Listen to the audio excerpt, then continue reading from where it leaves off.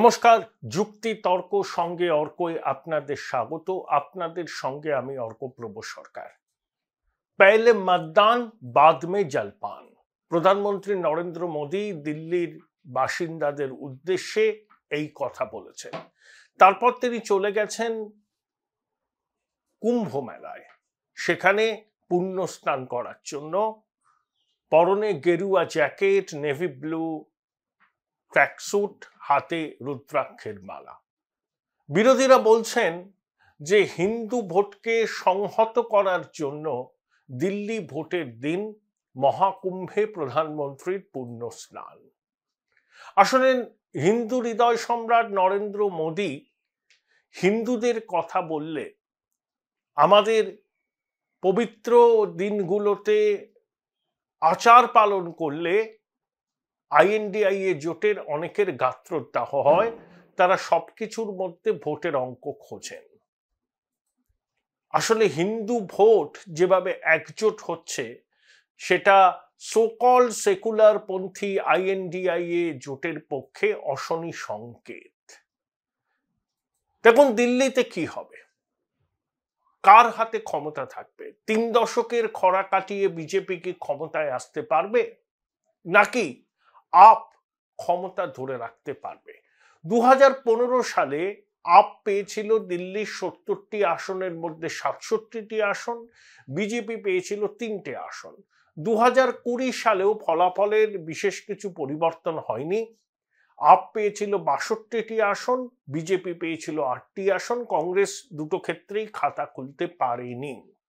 কিন্তু এবারের নির্বাচন, তার প্রেক্ষিতটা আলাদা। সততার মূর্ত প্রতীক এই অরবিন্দ কেজরিওয়াল, যিনি আন্না হাজারের ইন্ডিয়া এগেনস্ট করাপশনের মঞ্চ থেকে যার উত্থান, তিনি নিজেই দুর্নীতির অভিযোগে বিদ্ধ, আবকারি দুর্নীতিতে জেল খেটেছেন। তার বিশ্বস্ত সহকর্মী মনীষ সিসোদিয়া 1.5 বছরের উপর তিহারে বন্দী ছিলেন। তিনি 35 কোটি টাকা খরচ করে ফ্ল্যাগস্টাফ রোডে দিল্লির মুখ্যমন্ত্রীর সরকারি বাসভবনের খোলনলচে বদলেছিলেন, যাকে অনেকে বলেন শীষমহল। আম আদমি পার্টির মুখ্যমন্ত্রীর বিলাসবহুল জীবন যাত্রা দিল্লির মানুষ কিন্তু ভালোভাবে নেয়নি। তার কি প্রতিফলন ঘটবে ভোট বাক্সে? পূর্বাঞ্চলীরা, বিশেষ করে উত্তরপ্রদেশের পূর্বাংশ, বিহার, ঝাড়খণ্ডের লোকদের পূর্বাঞ্চলী বলে, তারা অন্তত দিল্লির 20টা বিধানসভা কেন্দ্রের ভাগ্য নিয়ন্তা। তাদের ভোট কোন পক্ষ পাবে? মুসলিম সম্প্রদায় কি একজোট হয়ে আপকে বেছে নেবে, নাকি তাদের আপের যে একটা ভোট ব্যাংক তৈরি হয়েছে তাতে থাবা বসাবে কংগ্রেস? কংগ্রেস কি আপের যাত্রা ভঙ্গ করবে? নির্বাচনের ফলাফলের পরে আইএনডিআইএ জোট কি ছত্রভঙ্গ হয়ে যাবে? বিজেপি কি লোকসভা নির্বাচনের আশানুরূপ ফল না হওয়ায় তারা যে হতাশায় ভুগছিল, হরিয়ানা মহারাষ্ট্রে জয়ের পর তারা উজ্জীবিত, দিল্লিতে কি কামাল খিলবে? এইসব প্রশ্নের উত্তর আপনারা পাবেন 8 তারিখে। কিন্তু আমি নিজের মতো করে ফলাফল কি হতে পারে তার একটা সম্ভাব্য আভাস আপনাদের দিতে চাই। বিভিন্ন লোকের সাথে কথা বলে, সংবাদ মাধ্যমের প্রতিনিধিদের সঙ্গে কথা বলে, অনেক ইনপুট নিয়ে আমি আপনাদের সামনে বিষয়টা রাখব। রাজগুরু গাঙ্গুলিও আমার এই আভাস দেওয়ার কাজে, বলতে পারেন এক্সিট পোল করার কাজে সহায়তা করেছেন। আমি 70টা কেন্দ্রের ফলাফল, তো প্রত্যেকটা কেন্দ্রের ফলাফল আমার কাছে আছে, এই যে শিট, কিন্তু সেটা আপনাদের কাছে খুব বোরিং হবে। আমি কয়েকটি কেন্দ্রের সম্ভাব্য ফলাফল বলতে চাই, কেন্দ্র ওয়াইজ কারা কারা জিততে পারেন। নারেলা, জয়ের সম্ভাবনা আপের। বুরারি, জয়ের সম্ভাবনা বিজেপির। তিমরপুর, জয়ের সম্ভাবনা আপের। আদর্শনগর, জয়ের সম্ভাবনা বিজেপির। বদলি, জয়ের সম্ভাবনা বিজেপির। রিতওয়ালা, জয়ের সম্ভাবনা বিজেপির। বাওয়ানা, জয়ের সম্ভাবনা বিজেপির। মুন্ডকা, জয়ের সম্ভাবনা বিজেপির। কিরারি জয়ের সম্ভাবনা আপের, সুলতানপুর জয়ের সম্ভাবনা আপের, মঙ্গলপুরি জয়ের সম্ভাবনা আপের, রোহিণী জয়ের সম্ভাবনা বিজেপির, শালিমারবাগ জয়ের সম্ভাবনা আপের, শাকুর বস্তি জয়ের সম্ভাবনা আপের, ত্রিনগর জয়ের সম্ভাবনা আপের, ওয়াজিরপুর জয়ের সম্ভাবনা বিজেপির,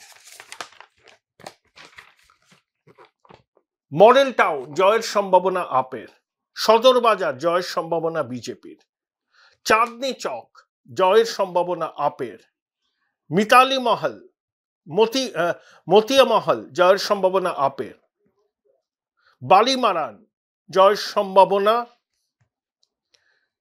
বিজেপির, করলবাগ জয়ের সম্ভাবনা বিজেপির। তারপরে আমি বিশেষ কতগুলো কেন্দ্রের কথা আপনাদের বলবো, যেমন নিউ দিল্লি কনস্টিটুয়েন্সি, যেখানে অরবিন্দ কেজরিওয়াল লড়ছেন, তার বিরুদ্ধে বিজেপির প্রার্থী পারভেজ বর্মা। এখানে অরবিন্দ কেজরিওয়াল জিতবেন, কিন্তু কান ঘেঁষে বিজয় যাকে বলে তাই। কিন্তু কেজরিওয়ালের ঘনিষ্ঠ সহযোগী যিনি কেন্দ্র পরিবর্তন করেছেন, মনীষ সিসোদিয়া, জংপুরা কেন্দ্র থেকে সম্ভবত হেরে যাবেন। এবার চলে আসুন গ্রেটার কৈলাস, সৌরভ ভরদ্বাজ আপের, জয়ের সম্ভাবনা প্রবল। কালকাজি দিল্লির বর্তমান মুখ্যমন্ত্রী আতিশি মার্লেনা কিন্তু হেরে যাওয়ার সম্ভাবনা প্রবল, সেখানে জয়ের সম্ভাবনা রমেশ বিদুরি, বিতর্কিত প্রার্থী।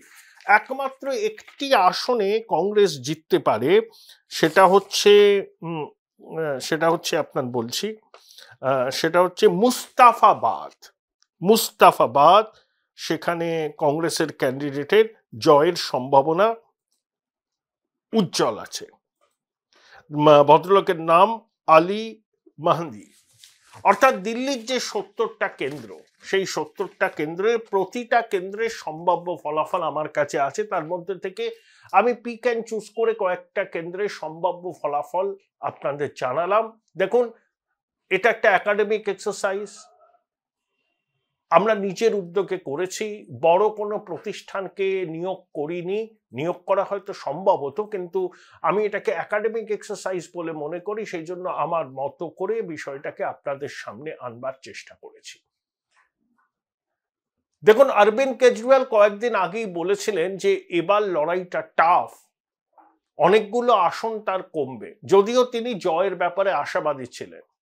আপের প্রধান সেনাপতি অরবিন্দ কেজরিওয়াল যখন বলেন যে জয়ের সম্ভাবনা থাকলেও আসন কমবে, তখন ধরে নিতে হয় যে আপ এবার কঠিন চ্যালেঞ্জের মুখে পড়েছে। ভোটের কয়েকদিন আগে যেভাবে 8 জন আপের বিধায়ক, যারা অবশ্য টিকিট পাননি, তারা বিজেপিতে যোগ দিলেন। ভোটের দিন মুখ্যমন্ত্রীর 2 জন সহকারীকে নগদ সহ গ্রেপ্তার করেছে পুলিশ।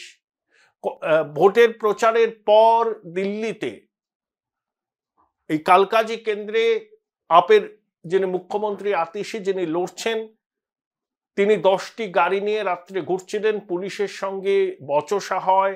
আতিশির একজন সমর্থক পুলিশকে সপাটে চড় মারেন, পুলিশ গ্রেপ্তার করে, এফআইআর হয়। অর্থাৎ প্রথম থেকেই আমরা দেখছি এই দিল্লির নির্বাচনকে কেন্দ্র করে অরবিন্দ কেজরিওয়ালের আম আদমি পার্টি কিন্তু এবার চাপের মুখে, এবং বিজেপি এবার মরিয়া 3 দশকের খরা কাটিয়ে পদ্মফুল ফোটানোর ব্যাপার, এবং তারা আশাবাদী যে এবার দোলের আগে বিজেপি আর একটা ভালো সুখবর পাবে। কংগ্রেসের প্রাপ্ত ভোটের হার বাড়ার সম্ভাবনা, কিন্তু কংগ্রেস জিততে পারবে না, বরঞ্চ অনেক আসনে তারা আপের যাত্রাভঙ্গ করেছে বলে আমাদের মনে হচ্ছে। এবার একবার দেখে নি দিল্লি বিধানসভার সম্ভাব্য ফলাফল কি হতে পারে। আপনারা মোবাইল স্ক্রিনে, আপনাদের স্মার্ট টিভির পর্দায় ফিগারটা দেখতে পাবেন।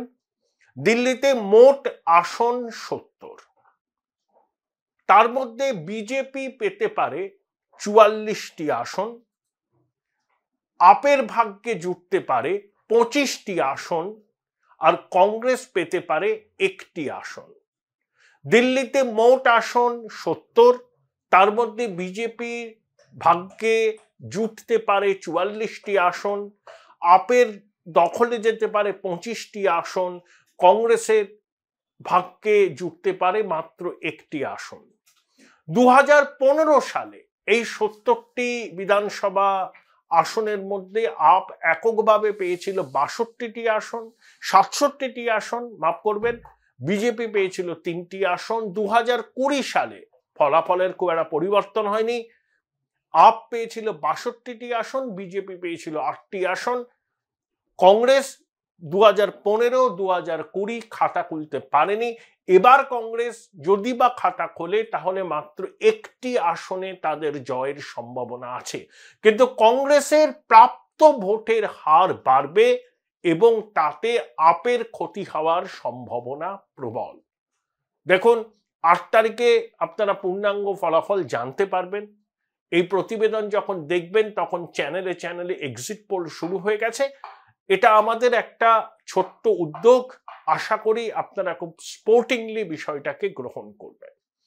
সদ্য সমাপ্ত কেন্দ্রীয় বাজেট হয়েছে, 8বার টানা অর্থমন্ত্রী হিসাবে নির্মলা সীতারামন বাজেট পেশ করেছেন। মধুবনী সারিতে নির্মলা সীতারামনের উজ্জ্বল উপস্থিতি অনেকে বলছেন যে বিহার কেন্দ্রিক বাজেট, এই বছরের শেষে বিহারের বিধানসভার ভোট, তাই এটা কেন্দ্রীয় বাজেট নয়, এটা বিহারের বাজেট। বিহার অনেক কিছু পেয়েছে, পাটনা আইআইটি সম্প্রসারণ, institute of food technology and management প্রতিষ্ঠান, মাখনা নিয়ে বোর্ড গঠন, গ্রিনফিল্ড এয়ারপোর্ট, পাটনা এয়ারপোর্টের সম্প্রসারণ, সেচ প্রকল্পে অর্থ বরাদ্দ, অনেক অনেক অনেক।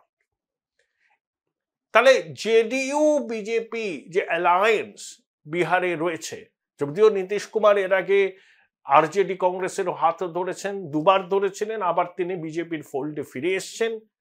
এই বাজেট কতটা সহায়তা করবে বিহারের নির্বাচনী লড়াইয়ে জেডিইউ এবং বিজেপি জোটকে?